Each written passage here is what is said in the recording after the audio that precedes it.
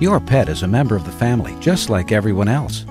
At Mapleview Animal Hospital, each animal is treated with the same care that they've become accustomed to in your home. The veterinarians at Mapleview Animal Hospital want your pet to feel at home, even when getting a checkup, shot, x-ray, or vaccination. Going to the vet can be difficult for your pet. Make it easy with Mapleview Animal Hospital. Your biggest fan on campus here, by far. Denise is our director of nursing. Shelby's in charge of all of our activities. Hi, nice to meet you as well. Wonderful. Miss Jones, she's kind of all down there. Okay, ready? Take the right right arms around.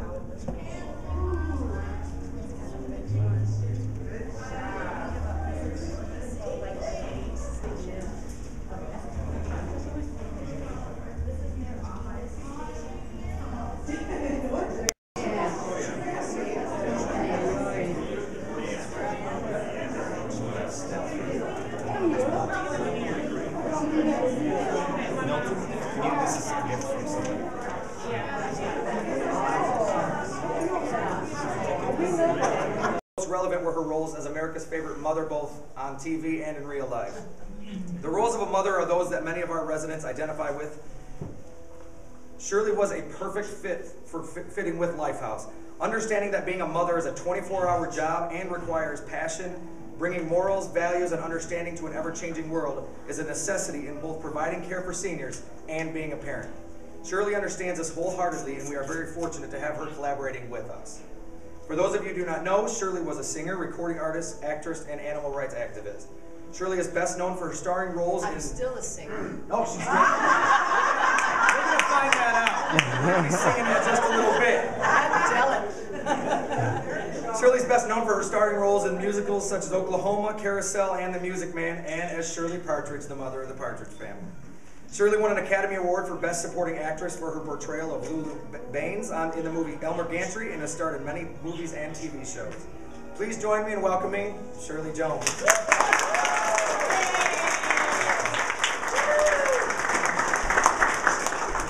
And what we're going to do is we're going to allow people to ask questions. I know a lot of you would like pictures signed and also would like to get pictures with her. And not just ask her questions, so feel free to, we're going to kind of control it a little bit, but is there any general questions somebody would like to ask her? Buy a book.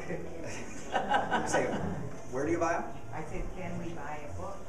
I don't have any books with me either. The books that we have are not for sale, but we do have some we're going to be raffling off There's some today. there, yeah. Okay? Can't buy one. You have to ask him. You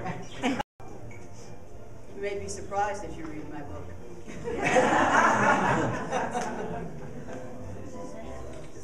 Any questions from anybody? Yes. How many children did you have total on the TV screen? On the TV screen? You mean when I did, are you talking about Partridge Family? Or, oh, well, I had what, 4 to 5 children as Mrs. Partridge, but I had 3 sons and a stepson, and I had 12 grandchildren of my own. We had 10 children. You had 10 children? You gave birth to 10 children? Yes. One at a time. Congratulations. Wow. That's fantastic. Yes, it is. She was amazing. With any of us from the Partridge. Very, very few. You know, David Cassidy's my stepson, so I still, you know. And once in a while, Danny Bonaducci will call me, but very few. Once in a while, we have what they call a signing, where we all meet and we sign autographs and pictures.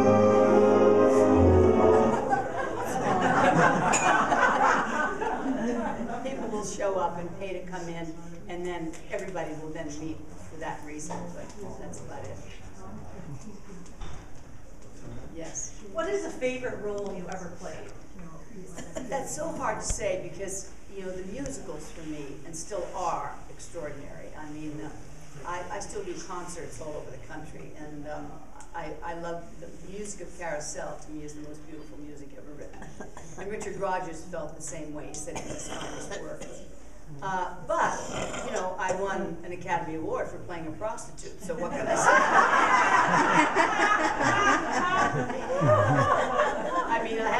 talk about that too. And Burt Lancaster was wonderful to work with. He was the one that really got me the job and really gave me the career I had after that. Because when you were a singer, you know, in movies, they never thought of you as an actress. So when they stopped making musical films, you know, my career was virtually over. And if it hadn't been for Burt, who fought for me to get the role in Gantry, I would not have had the career I've had. And how you? I've just started, basically. Oh, you have? I started, yes. Dr. Camp, you know, who brought the Montessori method in for the dementia in the LifeHOUSE system. I met with him, and I raised my children in the Montessori schools in the beginning, yeah. So I knew about the Montessori method, and I thought, what a great idea for this kind of thing. And I was so intrigued by it and interested, you know, in it, that they felt that maybe I should be a part of it, and I said I would be happy to be there. Well, thank you for doing that. We're so happy to have you here. Thank you. We're excited about it. I wanted to know what it was like working when you were 19 years old with Rogers and Hammerstein. Rogers and Hammerstein. I was a really very young girl. You know, I was born and raised in this little town of Smithton, Pennsylvania, population 800, 30 miles south of Pittsburgh, Pennsylvania. So that was my home. And I was always able to sing. I was born singing. I thought everybody could sing. I thought that was the way it was. And I was the youngest member of the church choir at age 6.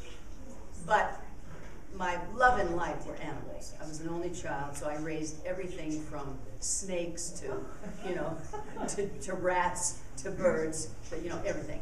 Had every breed of dog known to man. And so I wanted to be a veterinarian. That's what I wanted to do all my life. And to answer the question that I just said, I graduated high school, was on my way to college to become a veterinarian. But I'd been doing a lot of singing, you know, in and around Pittsburgh and in and around, you know, doing shows at the Pittsburgh Playhouse and that kind of thing. And I studied singing, started vocal study when I was 12. But I still wanted to be a vet. And that summer, my parents drove me to New York. We always went to New York for summer holiday. And I knew a pianist in New York, and I called him, and he said, come on up, Cheryl, we'll sing a couple of tunes. So I went up, and he said, listen, Rogers and Hammerstein is having open auditions for anybody that wants to come and sing for them. They had about 3 shows running on Broadway at that time, and their shows ran so long, they had to keep replacing chorus people, you know, every couple of weeks. So they would have open auditions on. Now, you understand, I didn't even know who Rogers and Hammerstein were. I was 17, 18. I said, oh, I don't think I could do that. I've never been to a professional anything. Well, he talked me into it. I went to the audition, sang for the casting director. And the casting director said, Miss Jones, what have you done? And I said, nothing. He said, could you wait a few moments? Mr. Rogers just happens to be across the street rehearsing his orchestra for Oklahoma, which was about to open its city center and go out on another tour. And I said, well, I guess so, you know. Well, down the aisle comes this gentleman, and he said, Miss Jones? And I said, yes.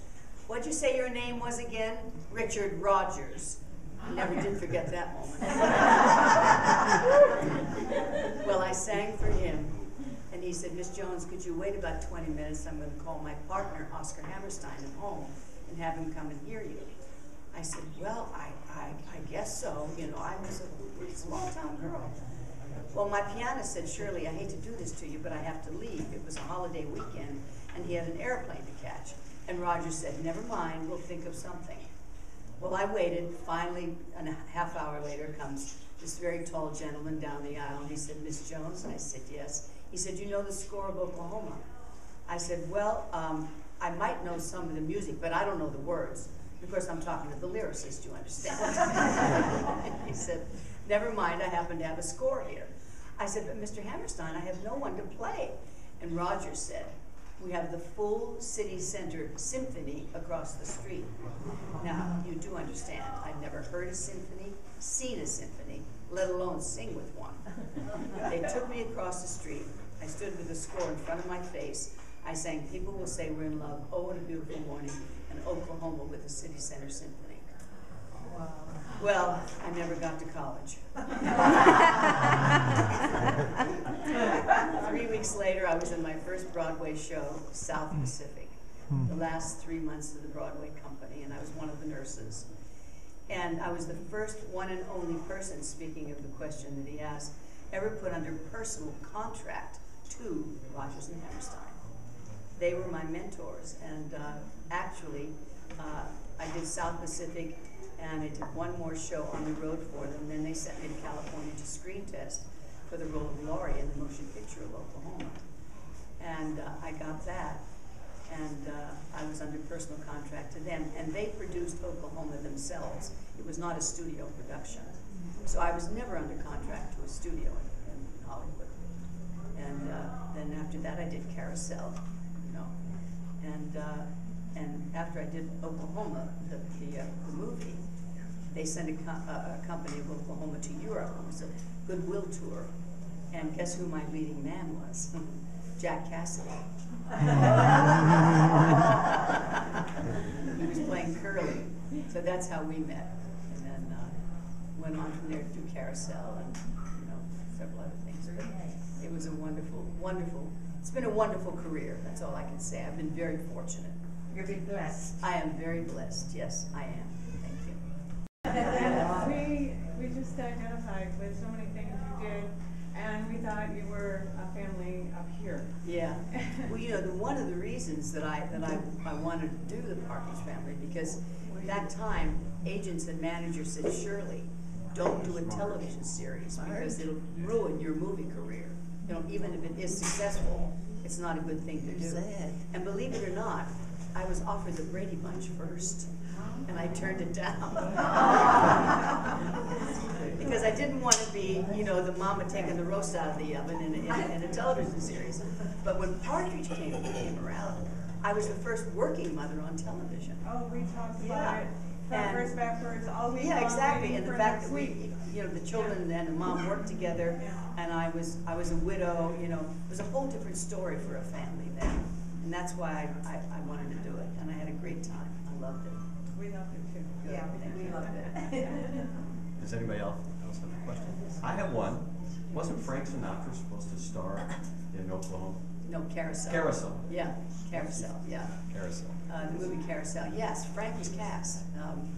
Matter of fact, we did all the you know, at that time when you were doing a movie musical, we rehearsed it almost like a Broadway show. You rehearsed for months before, and costumes and photographs, and that was then when we pre-recorded all the music. They don't do that anymore. Pre-recorded our own voices and sang with our own voices on the screen, you know. Now Frank was cast, you know, this Billy Bigelow, and we rehearsed everything, and he was so excited about doing this, playing the part and singing it, and you know, and I loved being with him. We had a great time. Well, we were shooting in Booth Bay Harbor, Maine. That was where the location was. And I finally got up there, you know, for the first big scene that we were to have together. Now, we were shooting in 2 separate processes. It was regular CinemaScope and what they called CinemaScope 55, which would mean sometimes we might have to shoot a scene twice, but rarely. And Henry Wilson was our director, and he was a very well-known director at that time.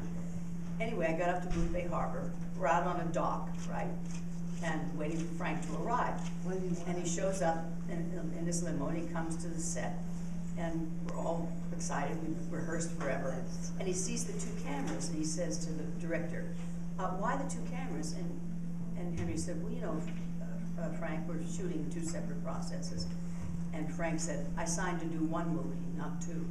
Back in the car, back to the airport. After all the rehearsals and all the pre-recordings and all of everything. And Henry and Phoebe Ephron were the producers, writers. They came to me and they said, Shirley, where's Gordon McRae? And I said, well, I think he's in Lake Tahoe doing a nightclub act with his wife. And he said, can you get him on the phone? I'm on a dock and it's a payphone. And he comes over and hands me a whole handful of quarters to pick up on the phone and put him in. And believe it or not, I got Gordon on the phone. And I said, Gordon, how would you like to play Billy Bigelow in Carousel? And he said, give me 3 days, I have to lose 10 pounds. That's how Gordon got the role. But just to end this, I just never could understand why Frank left. It was such a shock. And I'd meet him at parties and things afterwards and say, what happened? I don't want to talk about it, Shirley. I don't want to talk about it, right? Well, just about 5 years ago, I guess, I was at a press conference, a big press, and some of the old timers of the press were sitting in the back, you know. And I was kind of telling the story, and this one guy in the back said, "Shirley, don't you know why Frank left?" I said, "No, do you?" He said, "Oh, yeah, everybody knows." I said, "What was it?" And he said, Ava Gardner was doing Magambo in Africa with Clark Gable. And she called him and said, let you get your fanny down here. I'm having an affair with Gable. And that's why he left. She was the love of his life. So, that's my story.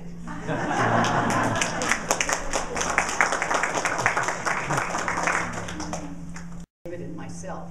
All the rest were just, people at the recording studios. Okay. And nobody else sang. Nobody else played an instrument except David. Everybody else faked it. And 5 years of doing the show, I had 2 solos. No, but it was not, it was his kind of music. It made him a giant star, And, but it was great for me. Who came up with the concept of all the songs? Did you have any involvement in writing any of those or anything? No, nothing, no. I'm not a writer. No, we had several people doing that. I see. And we would, does everybody have one of these? No. Okay. And then there's people that Oh. and after that, we'll just relax and I'm doing a solo here.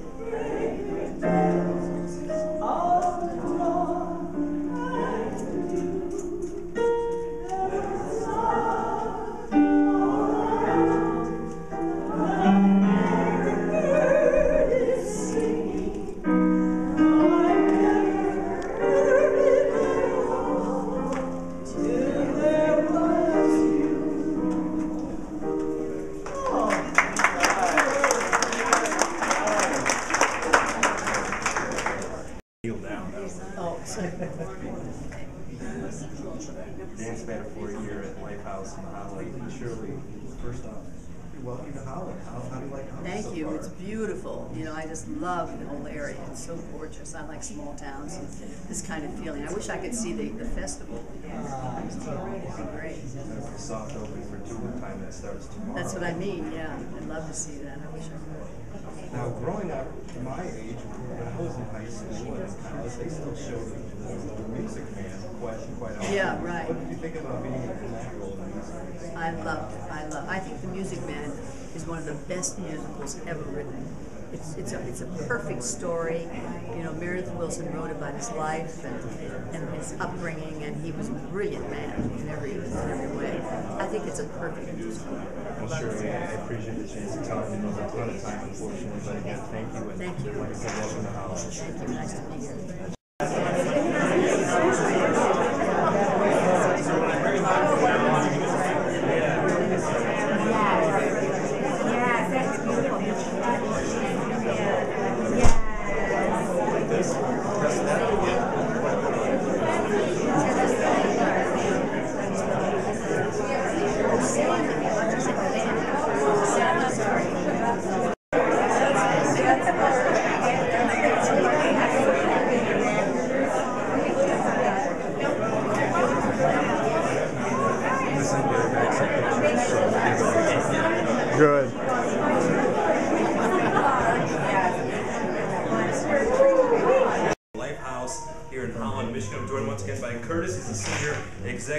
director here at the LifeHOUSE. Curtis, how have things gone so far?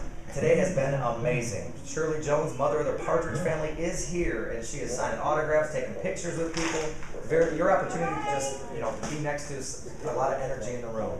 I've been impressed with the number of people that have showed. This has been a great event so far. Yep, I think a lot of them are coming out to see Shirley. I think we've seen one person here for free food, but hey, you know what? It's out here, so. That's why I'm here for the food. But seriously, we talked about this last time again, but you guys really try to get your community and people involved with the community tulip time. Let's talk a little about that too. Definitely involved. I don't think that when somebody moves into a retirement facility that they should be stuck in a room the rest of their life. Really what we try to do is promote life and vibrancy, and so it will be no stranger to see us downtown next week getting elephant ears for our residents with them on the bus, and also getting them some Polish dogs for my favorite cart over by the bank. That's Curtis, the executive director here at LifeHOUSE. Curtis, thank you so much. Go get some of that food. Yeah, definitely. Come on down, you guys. It's a free event. We have pictures for you to get signed. If you have something of the Partridge Family, she's signing those kinds of things as well. Or, Music Man or Carousel or Oklahoma or any of those things. She was in all those different things. So come on down. Free event, 340 West 40th Street. Park at Central Wesleyan Church. We have police directing people where to go. So we'll see you down here. I'm going to get back inside. All right, thanks, Curtis. Once again, Dan Spatafor here, LifeHOUSE in Holland. Come out and see Shirley Jones. She'll be here till 1:30. We'll be here for a few more minutes. Come stop by and get some Tulip Time tickets and Whitecap tickets.